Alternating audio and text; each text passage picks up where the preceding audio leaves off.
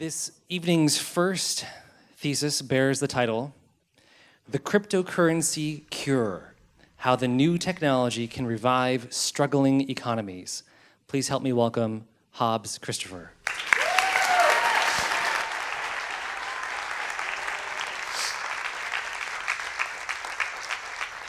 Check.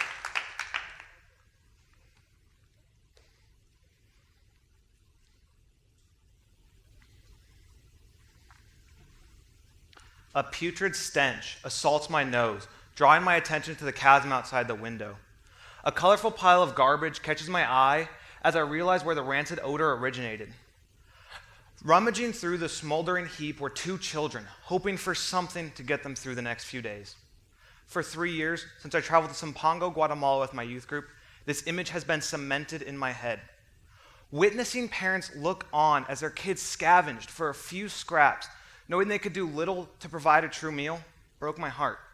But it got me thinking, why is this happening to so many people, and why has it not been fixed? My first inquiry would be answered by the end of the week. The leaders in Guatemala were consistently corrupt, and it wasn't just the people in poverty, it was the nation in disarray. When I arrived home, research provided evidence that Guatemala was not unique, but one of nearly 70% of nations. So, my second question became a little bit more precise. How can we minimize the impact of corrupt countries on the financial system to fix the economies of underdeveloped nations? It wasn't well known at the time, but a recent innovation is the potential economic weapon that could bring these nations to a healthy economy. Cryptocurrencies are the key to helping these nations develop a healthy and stable economy. Cryptocurrencies, such as Bitcoin, are a new, completely digitized form of currency. No bills, no coins, with all transactions being made through smartphones and computers. They eliminate the need for trust in shaky banks and shady governments. Cryptocurrencies rely on two pieces of key technology: a fully public algorithm, basically an all-encompassing global lockbox, and the blockchain technology, essentially a digital lockbox for your cash. Peer-to-peer transactions, though, are the crux of how cryptocurrencies help minimize the impact of corruption.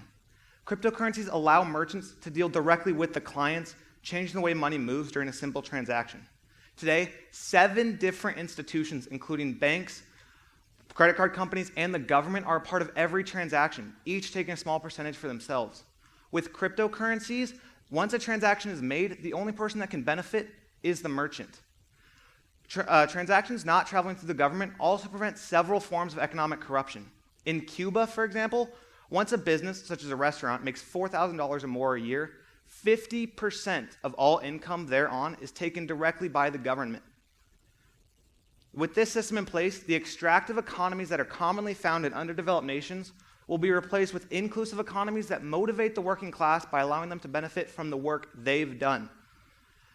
With more people prospering, access to education, healthcare, and other services will become more available, raising the standard of living for everyone in the nation. With more people benefiting from the work they've done, more people contribute to the national economy. The nation will have more to export, increasing the national profits.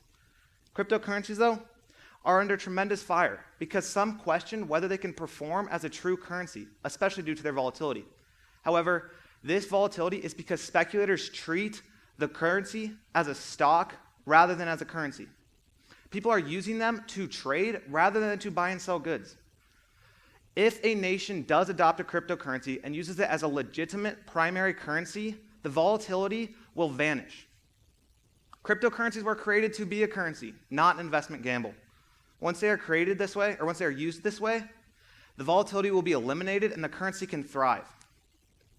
Guatemala opened my eyes to an issue that plagues more than half of the world's nations. But let me ask you, if you had the means to cure a loved one of a terminal disease, would you? If you had the means to provide homes to the homeless, would you? If you had the means to make anyone's life change for the better, would you? Of course you would. Cryptocurrencies are the means to change not one person's, not one family's, but entire nation's lives. So, we cannot continue to stay dormant with this technology, but we must finally leverage cryptocurrencies to bring people out of poverty and bring these nations out of disarray. Thank you.